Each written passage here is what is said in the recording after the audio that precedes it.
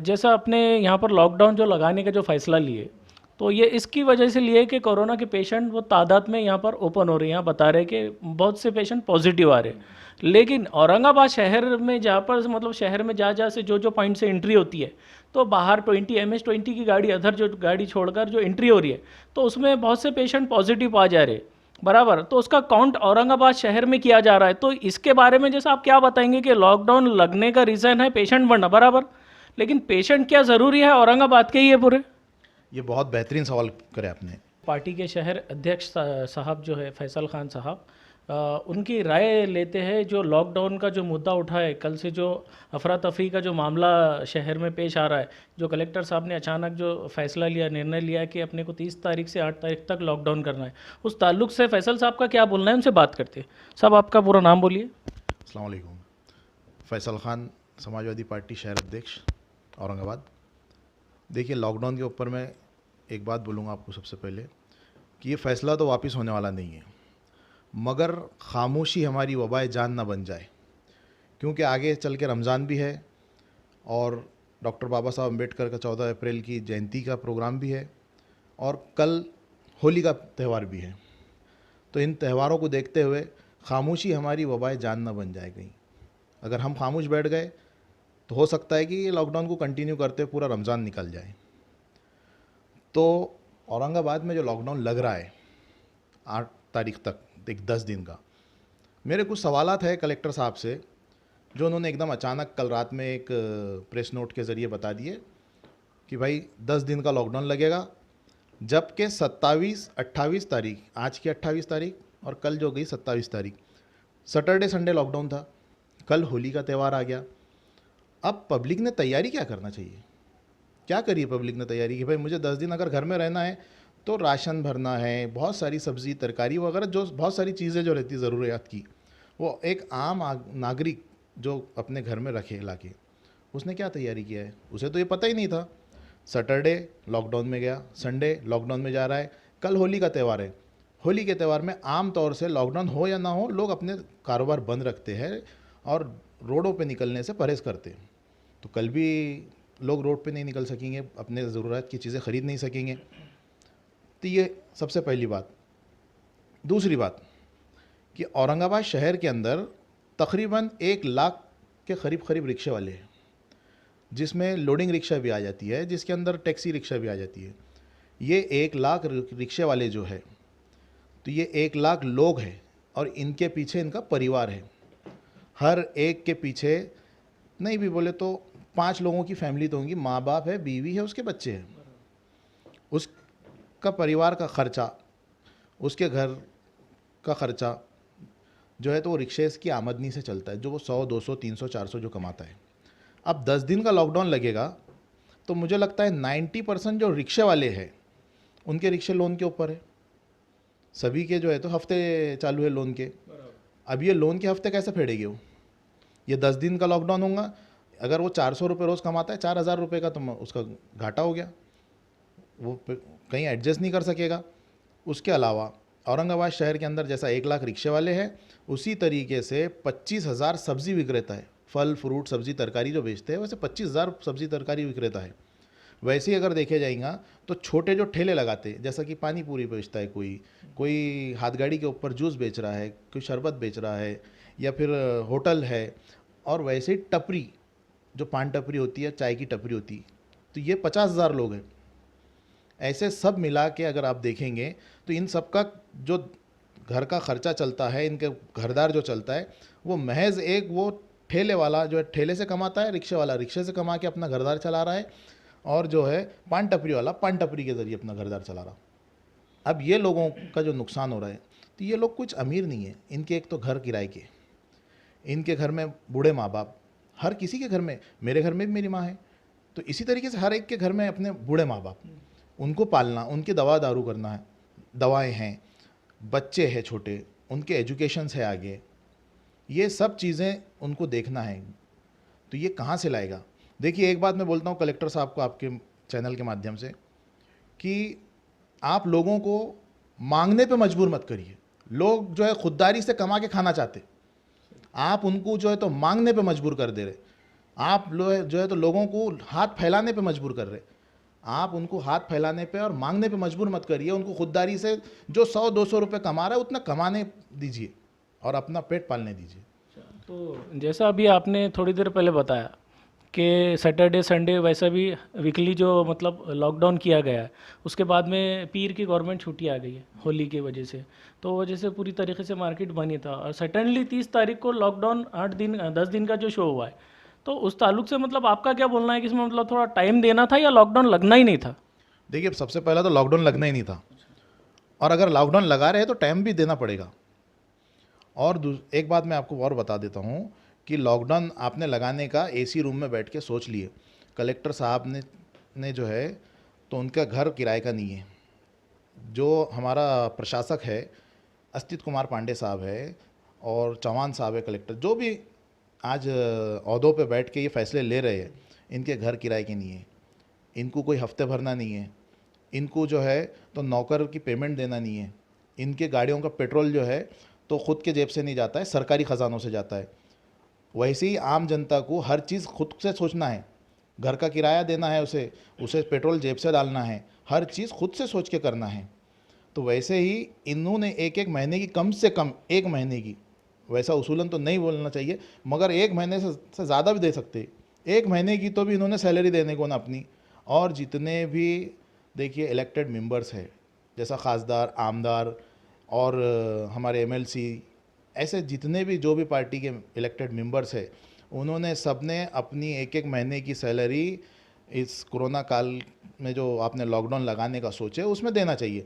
और महाराष्ट्र सरकार ने, जब यहाँ कलेक्टर साहब बैठ के ऑर्डर पास कर सकते हैं, तो महाराष्ट्र सरकार से जाके इन्होंने 3 करोड़ रुपए की निधि लाए, ताकि ये गरीब बस्तियों में, जो स्लम एरिया है झोपड़पट्टी के, या जहाँ गरीब रहते, वहाँ जो है तो खाने के किट दीजिए, आप अनाज की किट दीजिए, और गरीब बस्तियों के बाहर कम्युनिटी किचन दीजिए। अगर ये कम्युनिटी किचन देते हैं, आप 10 दिन का नहीं, एक महीने का लॉकडाउन लगाओ, मगर लोगों के खाने का बंदोबस्त करना चाहिए। नहीं, लेकिन उसमें खाने की किट में चलो मानते हैं, जैसा आपने अभी ये मुद्दा बताया कि खाने की किट देना चाहिए। अब खाने की किट अगर देते हुए तो खाने में क्या देंगे? ज़्यादा से ज़्यादा दाल, अनाज, घी, चावल वगैरह देंगे, इससे सारी चीज़ें पूरी नहीं हो जाती। तो इसके बारे में आप क्या बोलेंगे? देखिए, एक बात और मैं बताता हूँ, जैसा आपने बोले दाल, चावल, गेहूँ, इससे पेट नहीं भरता किसी का भी। जबकि राशन दुकानों के ऊपर जो लास्ट टाइम लॉकडाउन था, उस टाइम बीपीएल धारकों को फ्री राशन दिया गया, तो अभी भी दे सकते हैं। अगर इन्हों चाहते हैं, कलेक्टर साहब एक ऑर्डर पास करिए कि बीपीएल धारक जो भी आपके राशन दुकान पे आता, उसको आप अनाज दीजिए। और एक बात बताता हूँ, ऑनलाइन अगर राशन चेक करे आपने, किसी भी एक राशन धारक का अगर आपने ऑनलाइन चेक करे, तो आज की डेट में उसे गेहूँ, चावल, उसको दाल, उसको तेल और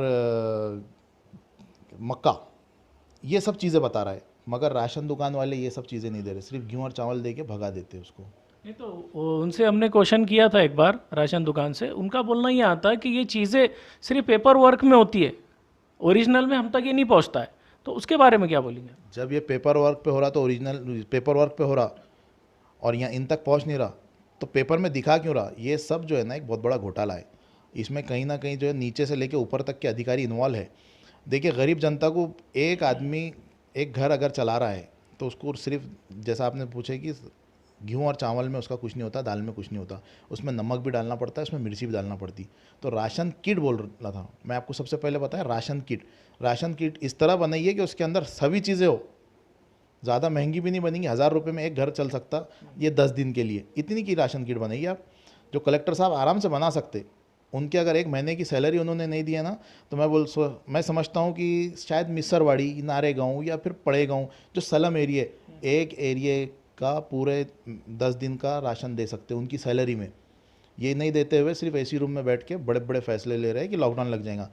और एक बात बोलता हूँ, ये जो इन्होंने अक्षरता लॉकडाउन लगाए थे, 8 बजे के बाद रात से लॉकडाउन और सैटरडे संडे लॉकडाउन, ये लोगों ने फैसला जब भी कर लिए थे, मगर पब्लिक को टटोल रहे थे कहीं ना कहीं कि भाई ये लॉकडाउन के लिए रेडी है या नहीं है।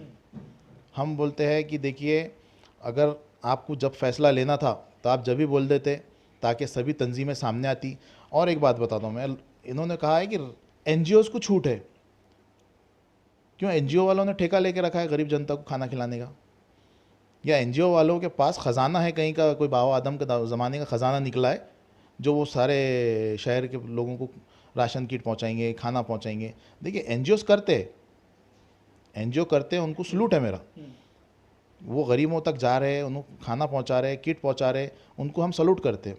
मगर कलेक्टर साहब ने ये एनजीओज़ को फ़ंड दे देना अगर आप नहीं कर सक रहे, या फिर उनको सबको राशन किट दे दीजिए लाके कि भाई आप पब्लिक में बांटिए, ये भी नहीं कर रहे। और एनजीओज़ को कहते हैं कि आपको छूट है। ये 10 दिन के लिए क्यों छूट होना चाहिए एनजीओज़ को? अगर इनको 10 दिन का ही लॉकडाउन लगाना, छोटा लॉकडाउन बोल रहे हैं ना, एक छोटा सा 10 दिन का हम करें। इनका इरादा बड़ा है, ये पूरा रमज़ान निकालना चाहते, ये जो है तो 14 अप्रैल मनाने नहीं देना चाहते, ये जो है तो रमज़ान का महीना जो है हमारा, उसमें हमें इबादतों को मस्जिदों में नहीं जाना देना चाहते, वैसे ही होली मनाने नहीं देना चाहते। इसलिए ये जो है तो छोटा सा बता के, 10 दिन का बता के बड़ा लॉकडाउन लगाना चाहते, इसलिए ही ये एनजीओज़ को इन्होंने छूट दे रखी है। अच्छा, एक सवाल आखिरी मेरा, जैसा अपने यहाँ पर लॉकडाउन जो लगाने का जो फ़ैसला लिए, तो ये इसकी वजह से लिए कि कोरोना के पेशेंट वो तादाद में यहाँ पर ओपन हो रहे हैं, यहाँ बता रहे कि बहुत से पेशेंट पॉजिटिव आ रहे हैं। लेकिन औरंगाबाद शहर में जहाँ पर मतलब शहर में जहाँ जहाँ से जो पॉइंट से एंट्री होती है, तो बाहर 20 MS-20 की गाड़ी, अदर जो गाड़ी छोड़कर जो एंट्री हो रही है, तो उसमें बहुत से पेशेंट पॉजिटिव आ जा रहे हैं, बराबर। तो उसका काउंट औरंगाबाद शहर में किया जा रहा है। तो इसके बारे में जैसे आप क्या बताएंगे कि लॉकडाउन लगने का रीज़न है पेशेंट बढ़ना, बराबर, लेकिन पेशेंट क्या ज़रूरी है औरंगाबाद के ही है पूरे? ये बहुत बेहतरीन सवाल करे आपने। देखिए, औरंगाबाद से के बाहर से आने वाले, यानी कि औरंगाबाद शहर के बाहर से आने वाले तकरीबन पर डे के 300-400 पेशेंट्स निकल रहे हैं। उसी तरीके से जो बाहर से आ रहे, यानी एंट्री पॉइंट्स पे से हो गया, स्टेशंस पे हो गया, 400-300-400 पेशेंट्स वहाँ के हैं। तो हमारा फिगर कम का है, सिटी का जो फिगर है वो कम है। इस बुनियाद पे ये लॉकडाउन लगा रहे हैं कि पेशेंट का फिगर हो गया 1700, 1800, 1600, 1400, इस तरह से आ रहा है, मगर एक्चुअल में 1000 के अंदर ही है हमारे पास। और दूसरी बात, पांडे साहब ने बोले कुछ दिन पहले, अस्तित कुमार पांडे साहब ने, कि 80% लोगों के अंदर कोरोना के सिम्टम्स नहीं पाए गए जो पॉजिटिव आए। तो फिर आप बताना क्या चाह रहे हैं पब्लिक को? खुद मुंह से बोलते हैं कि 80% लोगों के अंदर सिम्टम्स नहीं है पॉजिटिव होने के बावजूद, और फिर लॉकडाउन के हमारे को लॉकडाउन लगा के बता देते आप। तो ये बताना क्या चाह रहे? इनका जो खेल चल रहा है मैं आपको बताता, अगर कल को इलेक्शन डिक्लेयर कर दो आप औरंगाबाद शहर के अंदर, आप म्यूनसिपल इलेक्शन डिक्लेयर कर दो कि भाई एक 4 तारीख से हम इलेक्शन डिक्लेयर कर देते हैं, आने वाली 15-20 तारीख को वोटिंग होंगी, तो और बिल्कुल रेशो ज़ीरो हो जाएगा। फिर यहाँ जो है तो बीजेपी के बड़े बड़े प्रवक्ता आएंगे, भाषण करेंगे, लाखों की पब्लिक जमेंगी, और एकदम जो कोरोना के पेशेंट्स का रेशो बढ़ गया है 1700-1800, वो ज़ीरो पे भी आ जाएगा। फिर बोलेंगे नहीं नहीं हमने कोरोना को मात दे दी। और एक बात बताता हूँ, ऐड करता हूँ कि आपने कहा बाहर से जो पेशेंट आ रहे हैं, देखिए प्रशासन अपनी लापरवाही छुपा रहा है, प्रशासन अपना फेलियर छुपा रहा है। इन्होंने हर कॉलोनीज़ के अंदर सैनिटाइज करना चाहिए था। जब कोरोना काल का जो डेंजर जोन जब था लास्ट ईयर, उस वक्त इन्हों बताते थे कि भाई हर एरिया में सैनिटाइज़ हो रहा, हर गली को हम पैक कर दे रहे, हर महल्ले को, हम जहाँ से पेशेंट निकला वो पूरा महल्ला सैनिटाइज़ हो रहा है, या वहाँ के पूरे जो है तो चेक हो रहे सब पेशेंट है या नहीं है।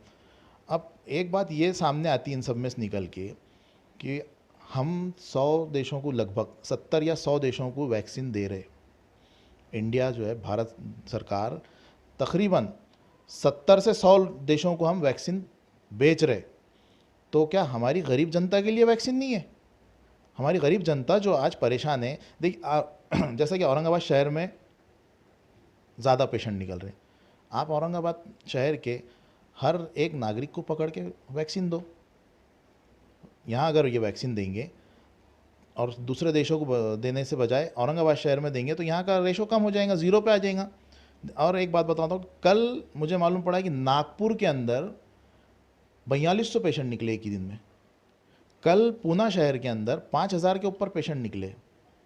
वहाँ लॉकडाउन का कोई सोच भी नहीं रहे अभी, मगर 1700-1500 पेशेंट, वो भी शहर के नहीं है, उसमें कई लोग जो है तो आउट ऑफ से आए हुए हैं, कई गाँव से आए हुए हैं। वो पेशेंट मिला के इतना फिगर जब आ रहा और फिर हमारे शहर में लॉकडाउन लग रहा, तो सिर्फ और सिर्फ मेरा आपके चैनल से बोलना यही है आखिर में कि ये प्रशासक जो है तो अपनी फेलियर छुपाने के लिए, आम जनता को परेशान करने के लिए लॉकडाउन लगा रहा है।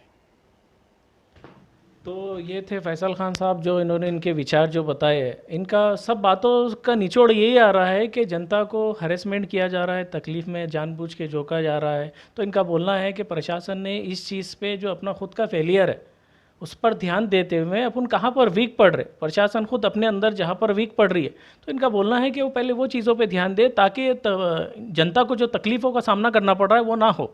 मैं देश विकास न्यूज़ चैनल से मोहम्मद फ़हीम, कैमरामैन मोहम्मद माजिद के साथ।